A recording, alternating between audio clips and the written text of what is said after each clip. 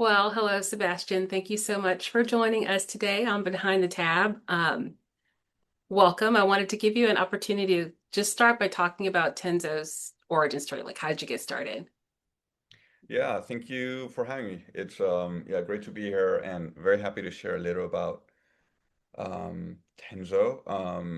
I think like many other, hospitality tech companies out there, Tenzo basically came out of Christian, who's our CEO and one of our co-founders, ran a hummus restaurant. We've been around for about 10 years, so back then he was still running it. And he realized that he spent a lot of time trying to just connect, understand what was going on in his operation. So the POS would say one thing, the scheduling tool would say something else, and he would spend a lot of time putting together the reports to understand that. And by the time he did, it was already too late. The decisions had been taken or not been taken. And so really Tenzo came out of him realizing that there was no, at the time, solution for the problem and deciding to go and try to build it himself. And it ends up that he had a buddy back then who's Adam, who's our CTO, who had all the software skills. So they got together and they decided to start Tenzo. And basically that's what we do. So in a way, our goal is to connect all these different systems that operators use on their day to day. So picture like a POS, a labor tool, an inventory tool, maybe a reservations platform, social media, connect it all up and make it easier for the operator to make better decisions, be on top of what's going on, and also get their team to engage with all this kind of these moving pieces. That's interesting. I mean, and it sounds very complex. So, talk about how you go to market and how you engage. Like, imagine I'm an operator, when would I bring you in? Yeah, so I think there's kind of a few different pieces where that trigger, Tenzo to be either relevant from the customer standpoint. So, the customer is, maybe usually going to be kind of have multiple sites. So probably like 3 to 5 is when reporting starts to become an issue. And they're probably juggling different systems as well, right? So in that moment when you find that you have a bunch of spreadsheets or potentially you're starting to look for a consultant to help you understand what's going on, that is a moment when kind of the go-to-market or the customer journey could begin. These days, maybe they're putting some question into like ChatGPT and they're trying to say, hey, I want to connect this to that. Hopefully we come up, or maybe they're putting it on Google, or maybe they're seeing a blog somewhere. The other side of that is actually the customer tells their rep, their account manager from one of these different tools, hey, there's this thing I need. I want to plan for my schedule next week and I want to see my purchases alongside it, or I want to run a better schedule. Hopefully, we've reached that person that works at, GoTab or let's say, MarketMan or Deputy or one of these other players, and they know that we can help. So, and they pick up the phone to us and they're like, hey, there's this person that really needs you. You should talk. And sort of we kind of live in this world of both, of course, always reaching out to operators, restaurants and such, but also reaching out to all of these different players in the ecosystem that we're also trying to tell, hey, we can help, we can make that customer happy. Let it when you run into this issue, let us know. That's cool. And so, I we talked before, and you mentioned that you've been with Tenzo for 6 years, and it feels crazy. I have too. It's a very long time. Yeah. So, talk about what you think has changed the most, if there's anything that's changed in terms of how operators are thinking about or expectations around their needs. Yeah, so I think it's interesting because back, especially well these days, but back when I joined, I would say that already operators were finding that it was tricky to understand. Like you have all this data, right? All these numbers. You have like mountains of transactions, data, and schedules, and it turns out if you actually want to do anything with it, you're kind of in trouble, right? So you don't really, unless you have a dedicated team, and even then, that dedicated team is going to have to be more technical. And you're in this business of, making food or delivering experiences, different skill set, different industry. And that was already the case 6 years ago. I think these days what's been happening is one, there's just way more, even more data, right? So now loyalty has really blown up. Um, the all the online channels are also kind of order of magnitude different, kind of bigger and more sort of sophisticated. And in all this kind of ecosystem, it's only getting more complex with more moving pieces. And I think even today, when you try to look at the solutions, you kind of can try to go into an all-in-one that hopefully houses most of what you need. But it turns out that that often means making some serious sacrifices on the functionality you get. And so what we are seeing is that more and more the operators are having to think about which kind of, quiver of different or sort of tool set of tools I'm going to need. And very quickly after, they have to start thinking, how does it all come together, right? And I think that really is the challenge today, the one on how do I kind of articulate all of these moving pieces so that I can actually go back and give those experiences, make that amazing food that I'm trying to make. Yeah, yeah. So then if as they're trying to orchestrate all this and they're working with a company like yours, where do you find that they maybe create some hurdles for themselves, like in everything that they're trying to do, and they're trying to do all the right things, but where do you see them creating hurdles? Yeah, I think what we find, and of course, this world of connecting different sources and thinking about the whole operation is the one we live in. So we see a lot of this. But I think the main challenge these days is, especially as an operator, they tend to be thinking about their specific, like the point problem, right? So they want a better scheduler, or there's some, maybe they have a POS and they need this specific handset that fits the solution, or, some specific integration on the delivery channel that they use. And I think they often miss really digging deep into their whole kind of how does it all come together. So, for example, um, are you going to be having to, at any moment in your day to day, copying stuff from one system and pasting it in some table, or having to switch multiple tabs to understand, how much am I buying versus how much am I expecting to sell? Or even thinking about, the big decisions you make in the week or the month, like when are you buying, when are you scheduling your teams, who is doing that scheduling? These are all decisions that are going to be made with your array of tools. And I think oftentimes when thinking about the specific solution, operators don't necessarily map out, how is this actually going to be used by the whole team? And that is where they end up in situations where spreadsheets start to kind of be sent over email, or maybe they don't have visibility on, how profitable the restaurant has been this week. They maybe need to wait until the end of the month until their accountant sends them, reports, and these pieces of the orchestration or the kind of team management side of whatever tech stack you have, I think is one of the biggest hurdles. And often it gets overlooked until it kind of blows up, a few months after, or in the middle of implementation, or maybe even after implementation, when you turns out you can't be making those decisions because you're stuck making reports or sending these emails that no one reads.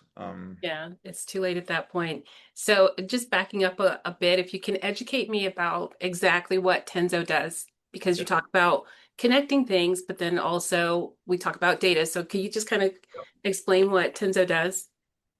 Yes, so I should have started there. But yeah, happy to explain. So Tenzo basically is so we do basically two things. The first one is we bring the different tools of in the hospitality space.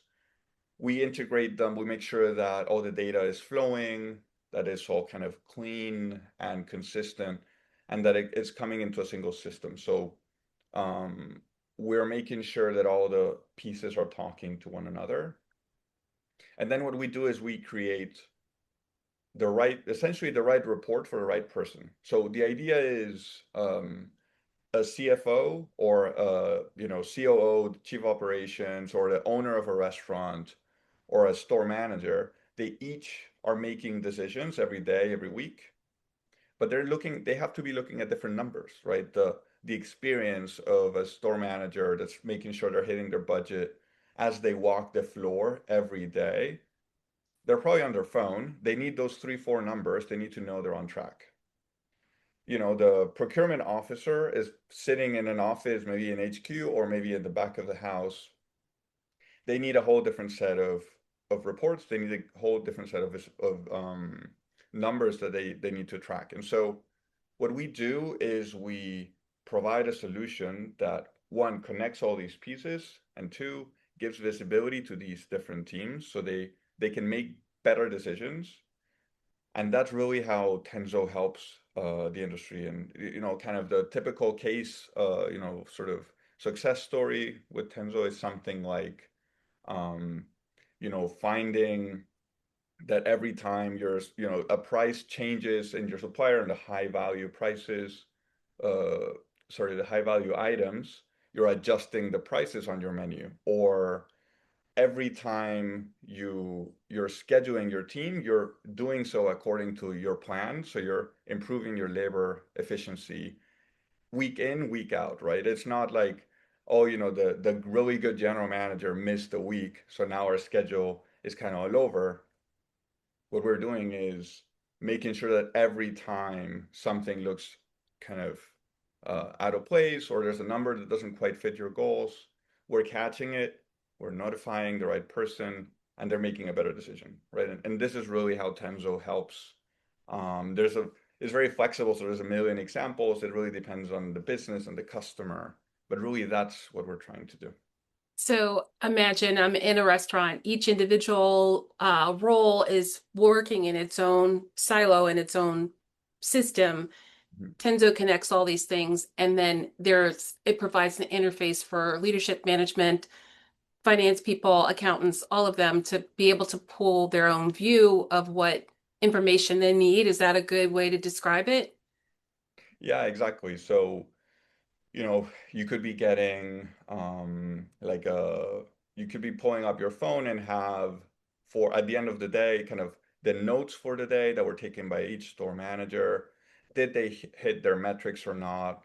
Did they sell the happy hour special? Who actually topped the list of sales so that you can give them a reward?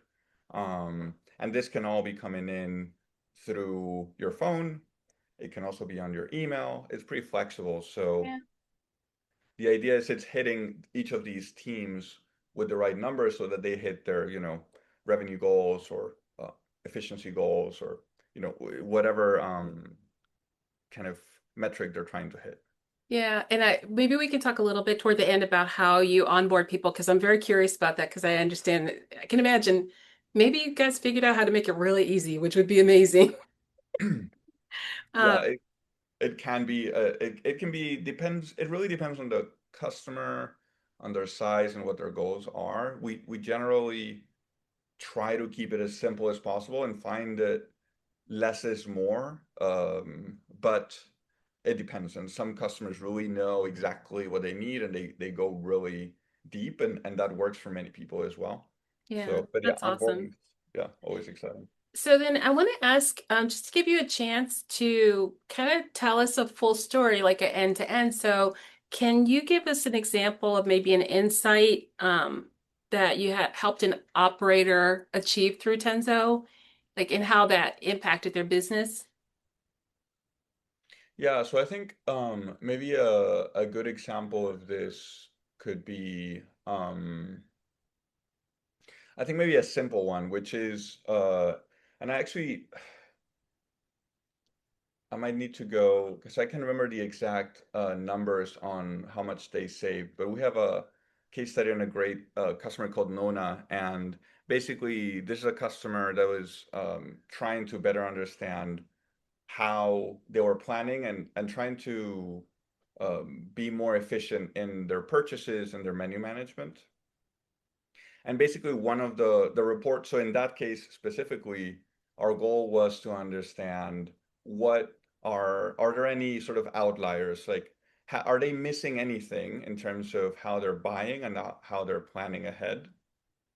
And so what we did is we set up a dashboard for them in which what we were tracking is what are the odd numbers in terms of really high or really low purchases in terms of quantity and tracking it by supplier, right? So they basically got this full list of tracking their sales by each restaurant and the kind of top purchases. And they found essentially by tracking that list they were spending thousands of dollars on like mushrooms. I'm talking like and basically this number that was fully just hidden because it wasn't big enough to be caught by the purchases by the procurement officer, but over time it was just adding up and just generating kind of thousands of kind of waste and on an item that just wasn't generating any sales either. So it's a very simple, um, I think, example, but it's a good one because what often happens with operators is they might have their strategy really set up, and they might even have kind of broadly their a good sense of the business is going well.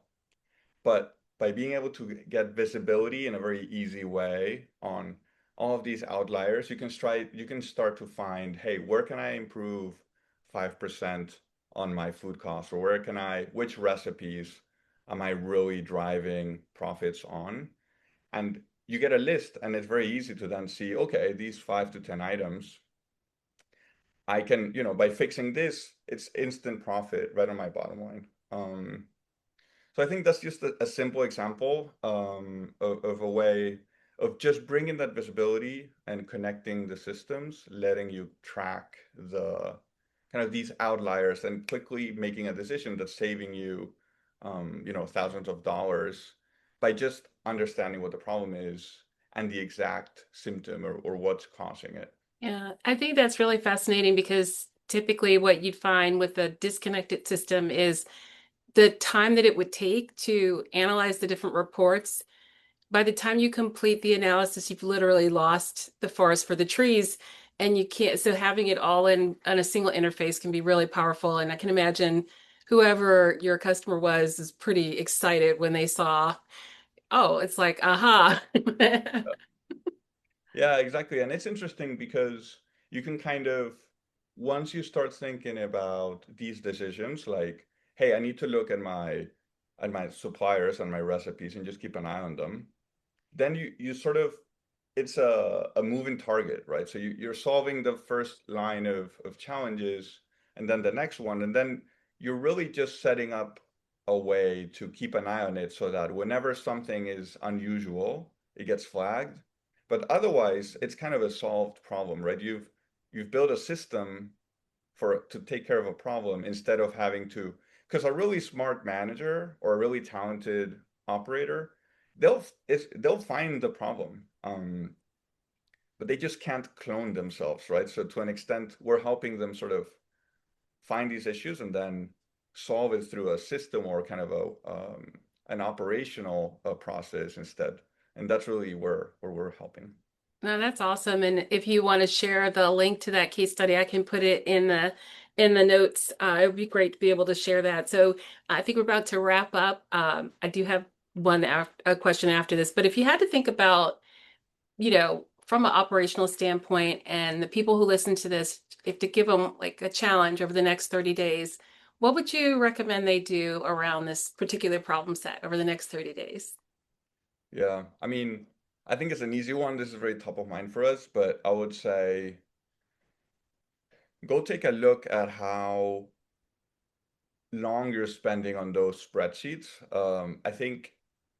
I mean, we also do it, right? In Tenzo, we have many spreadsheets that we run, and these things really build up over time, and you start running them without thinking about it. And I would say go look at the spreadsheets you're running and think about what opportunities you're missing because you're spending all that time when potentially you could be making better decisions, taking action to fix problems instead of collating all the data and potentially getting into the details too late, right? I would say that's like really step one. I think we get into this process of just process and the emails you send and just kind of it's how it's always been done. And I think this day and age, with so much going on, it really is worth revisiting those and just having maybe you need to keep them and like that's fine, but you really should go revisit those and see if actually it's the best way to run the business and if you're actually doing anything with it. Like what decisions are you making with it? Nice. All right. So if I were interested in learning about Tenzo and, getting on board with Tenzo, what would I do? Yeah, so our website is gotenzo.com. So that's always a great way to find us. We're really active on LinkedIn as well. So you can also find us there. And we have a lot of case studies with different examples. Tensor's very flexible, so depending what you need, you might find some inspiration on what others have found on our website and the blogs we have.